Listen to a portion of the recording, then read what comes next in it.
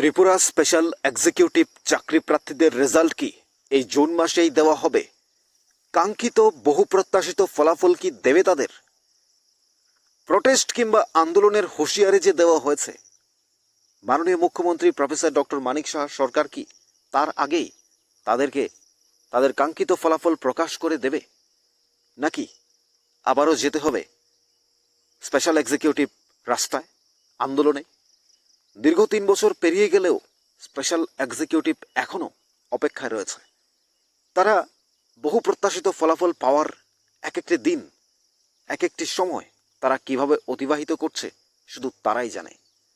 কিন্তু শেষ পর্যন্ত তাদেরকে রাস্তায় নামতে হলো, তাদেরকে প্রোটেস্ট করতে হলো।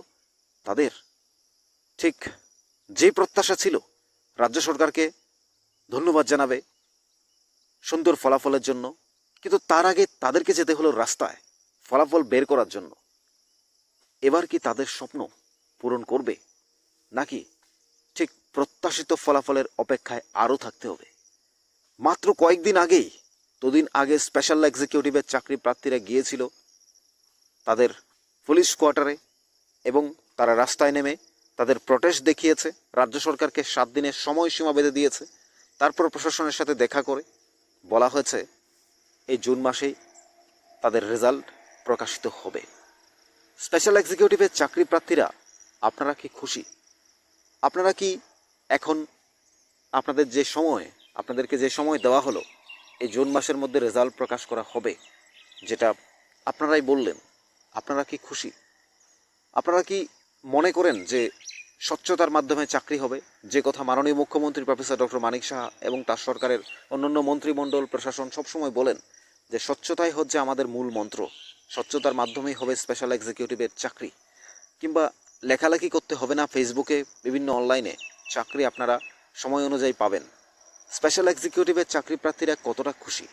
এবং আপনারা যে স্বপ্ন, আপনাদের যে বহু প্রত্যাশা, এখানে একেবারে এমএসসি, বিএসসি, গ্র্যাজুয়েট থেকে শুরু করে 12 পাস, মাধ্যমিক পাস প্রত্যেকে রয়েছেন। একেবারে নিম্ন পর্যায়ে থেকে উচ্চ পর্যায়ে, অর্থাৎ ধনী থেকে দরিদ্র প্রত্যেকেই রয়েছেন। এই ইন্টারভিউটা দিয়েছেন, বহু পরিশ্রম আপনারা করেছেন। যদিও এখানে রিটেন এক্সাম হয়নি, কিন্তু তারপরেও কোয়ালিটিকে গুরুত্ব দেওয়া হবে এবং মেধাকে কাজে লাগানো হবে। যেহেতু পুলিশের ইনফর্মার হিসেবে কাজ করা হবে, তাহলে এখানে নিশ্চয়ই মেধাকে গুরুত্ব দিতে হবে। এবং স্বচ্ছতা যদি মূল মন্ত্রই হয়ে থাকে, যেটা আমরা জেআরবিটির মাধ্যমে দেখেছি, যেটা আমরা টেটে দেখি, যেটা আমরা টিপিএসসিতে দেখি, যেহেতু এবার আমরা ত্রিপুরা পুলিশেও দেখেছি, স্বচ্ছতা হচ্ছে এ রাজ্যের চাকরির ক্ষেত্রে মূল মন্ত্র, তাহলে এই স্পেশাল এক্সিকিউটিভ হবে বলে আমরা মনে করি। দুর্নীতির কোনো স্থান নেই চাকরিতে। আর আমাদের রাজ্যের মাননীয় মুখ্যমন্ত্রী প্রফেসর ডক্টর মানিক সাহা এবং তার সরকার বারবার বলেন, আমরা চাকরি দেব মেধা এবং যোগ্যতাকে ভিত্তি করে। এমন কোনো চাকরি আমরা দেব না যে চাকরি 2 দিন পর চলে যাবে, যে চাকরি 3 দিন পর কেস হয়ে যাবে, তারপর চাকরি হারা মানুষগুলো রাস্তায় বসবে। এরকম চাকরি আমরা দেব না। তাহলে আমরা বিশ্বাস করতে পারি, আমরা মাননীয় মুখ্যমন্ত্রী প্রফেসর ডক্টর মানিক সাহা এবং তার সরকার কিংবা অন্যান্য মন্ত্রীরা যে সবসময় এই কথা বলেন, তাদের কথা বিশ্বাস করেই আমরা তো পথ চলতে পারি। আমরা দেখেছি স্পেশাল এক্সিকিউটিভের আগে যে জেআরবিটির পরীক্ষা নেওয়া হয়েছে এবং কতটা স্বচ্ছতার সাথে, কতটা গুরুত্বপূর্ণভাবে মেধা তালিকা প্রকাশ করেছে, যেখানে দুর্নীতির কোনো স্থান নেই, দুর্নীতির কোনো জায়গা নেই, দুর্নীতির প্রশ্ন কেউ করতে পারেও নেই।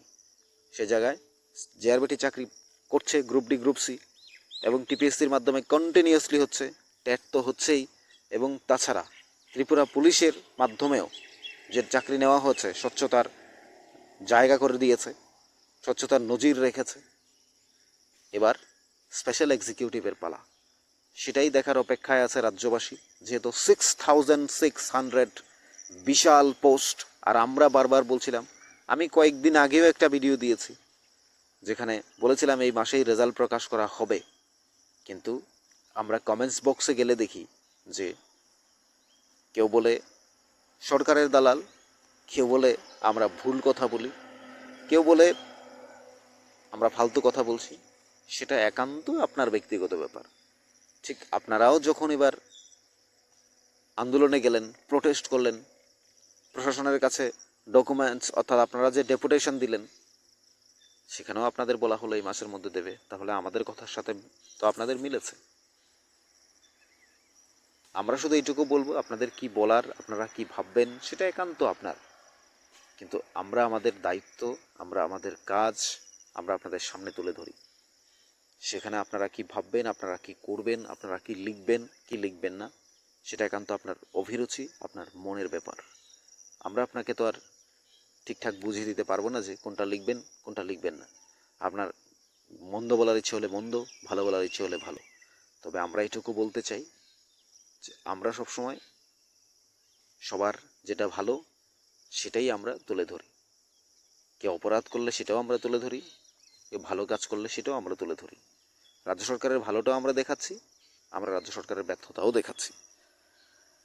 তাই আমরা বলতে চাইব, এই রেজাল্ট বহু আকাঙ্ক্ষিত, বহু প্রত্যাশিত। এই রেজাল্ট স্বপ্নের মতো। কত হাজার হাজার ছেলে মেয়ে এখানে পরীক্ষা দিয়ে বসে আছে, যাদের ভবিষ্যতের কথা চিন্তা করে রাজ্য সরকার এই 6600 পোস্ট ক্রিয়েট করেছে। তো সেটা যদি রাজ্য সরকার নিয়োগ না করে তাহলে করলো কেন? তাই আমরা সবসময় বলছিলাম যে এটা নিয়োগ করবে, হয়তো সময় লাগবে, সময় লেগেছে ঠিক, কিন্তু রাজ্য সরকার কোনো চাকরি বাদ দেবে না। স্পেশাল এক্সিকিউটিভে 6600 অর্থাৎ 6067 পোস্ট, এটা আমাদের রাজ্যের জন্য বিশাল এবং ঐতিহাসিক। এতটাই মানে বিশাল সংখ্যক পোস্ট এর আগে কখনো আমরা দেখিনি এইভাবে পুলিশের ইনফর্মার হিসাবে নিয়োগ করতে। তাই এ রাজ্যের জন্য এই চাকরি অত্যন্ত গুরুত্বপূর্ণ। আমরা মনে করি এই চাকরিতে যারা পরীক্ষা দিয়েছেন আপনারা ধৈর্য ধরেছেন, আপনাদের মেধা তালিকা রয়েছে, আপনারা স্বচ্ছতার সাথে চাকরি পাবেন এবং এ রাজ্যের মানুষের হয়ে কাজ করবেন, এবং যে প্রত্যাশিত ফলাফল বের হচ্ছে তার অপেক্ষায় আপনারা অধীর অপেক্ষায় রয়েছেন দিন রাত। আমরাও জানি সে অপেক্ষার দিন কখন শেষ হবে, সে অপেক্ষার সময় কখন ফুরবে, সে স্বপ্নের প্রকাশিত মেধা তালিকা কবে প্রকাশ হবে সেদিকে সবাই তাকিয়ে আছেন। তো আমরা এইটুকু বলবো যে ধৈর্য ধরেছেন, সময় নিয়েছেন, সুশৃঙ্খল আন্দোলন করেছেন, সুশৃঙ্খল প্রটেস্ট করেছেন, আপনারা ডেপুটেশন প্রদান করেছেন, তার মধ্য দিয়ে বেরিয়ে আসলো রেজাল্ট প্রকাশিত হবে। আপনাদের কি বলা হয়েছে সেটা আপনারা ভালো জানেন। আমরা শুধু এইটুকু বলি, রাজ্যের মাননীয় মুখ্যমন্ত্রী প্রফেসর ডক্টর মানিক সাহা যখন বলেন যে আমি এই কাজটা করব, তাহলে তিনি অবশ্যই করবেন, সেটা দুদিন আগে কিংবা পরে। আমরা জানি এক একটি সময় মানে এক একটি বছর নষ্ট হচ্ছে, কিন্তু তার গুরুত্ব, তার চিন্তাভাবনা মাননীয় মুখ্যমন্ত্রীর কাছে রয়েছে। তিনি জানেন কিভাবে কি করতে হবে, কতটা গুরুত্ব দিতে হবে। রাজ্য চালানো, রাজ্য তো আর আমি আপনি চালাচ্ছি না, চালাচ্ছেন রাজ্যের মাননীয় মুখ্যমন্ত্রী প্রফেসর ডক্টর মানিক সাহা, তার মন্ত্রিমণ্ডল, প্রশাসন। তাহলে ওনাদের চেয়ে ভালো নিশ্চয়ই আমরা বুঝি না বললে ভুল হবে, কিন্তু আমরাও বুঝি, কিন্তু আপনারাও বুঝেন, কিন্তু তারপরেও যাদের হাতে দায়িত্ব তাদের কর্তব্য, তাদের প্রতি আস্থা, তাদের প্রতি বিশ্বাস থাকতে হয়। কারণ তারা চাকরিগুলো ক্রিয়েট করেছেন, তারা তারা যদি 6000 এই 67 পোস্ট 6700 পোস্ট ক্রিয়েট না করতো, তাহলে অন্য চাকরির জন্য আপনারা চেষ্টা করতেন, কিংবা এই চাকরিগুলোর পোস্ট যদি বলতো যে না আমরা শুধুমাত্র এই পুলিশ পোস্টগুলি নিয়েই থাকবো, তাহলে এটার জন্য কি আফসোসও করতো না।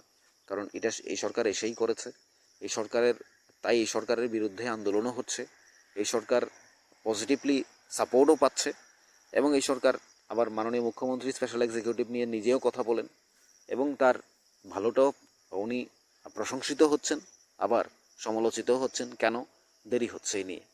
কিন্তু মানুষ তো ব্যতিক্রমী, গণতান্ত্রিক দেশ, সবার কথা বলার অধিকার আছে, তাই কেউ খারাপ কেউ ভালো বলবে, কিন্তু সর্বোপরি চিন্তাভাবনা করলে মাননীয় মুখ্যমন্ত্রী প্রফেসর ডক্টর মানিক সাহা এই 6067 পোস্ট ক্রিয়েট করে আমাদের রাজ্যের হাজার হাজার ফ্যামিলিকে কিভাবে বাঁচিয়ে দিয়েছে সেই কথাও একবার ভাবতে হবে। আমরা এই সুন্দর গুরুত্বপূর্ণ পোস্ট ক্রিয়েট করার জন্য রাজ্য সরকার, মাননীয় মুখ্যমন্ত্রী প্রফেসর ডক্টর মানিক সাহা এবং অন্যান্য মন্ত্রী সহ আমরা রাজ্য সরকারকে বারবার বলেছি, এর জন্য আমরা অত্যন্ত ধন্যবাদ জানাই তাদের, এবং যারা চাকরি প্রার্থী তাদেরও ধন্যবাদ জানাই যে এই পোস্টে ইন্টারভিউ দিয়েছেন, আপনারা চাকরি পাবেন, নিশ্চিন্তে থাকুন, বিভ্রান্তিতে পড়বেন না, বিভ্রান্তিতে কেউ যোগ দেবেন না। আপনাদের কি মনে হয় প্রোটেস্টে কি বলা হয়েছে? প্রোটেস্টের সঙ্গে আপনারা যারা গিয়েছেন, যারা আন্দোলন করেছেন, যারা শান্তিপূর্ণ আন্দোলনে সাড়া দিয়েছেন, প্রশাসন থেকে আপনাদের কি বলা হয়েছে? আপনাদের কি মনে হয় আপনাদের রেজাল্ট এই মাসে সত্যিই কি দেওয়া হচ্ছে কিনা? আপনারা কি বলবেন জানাবেন কমেন্টস বক্সে।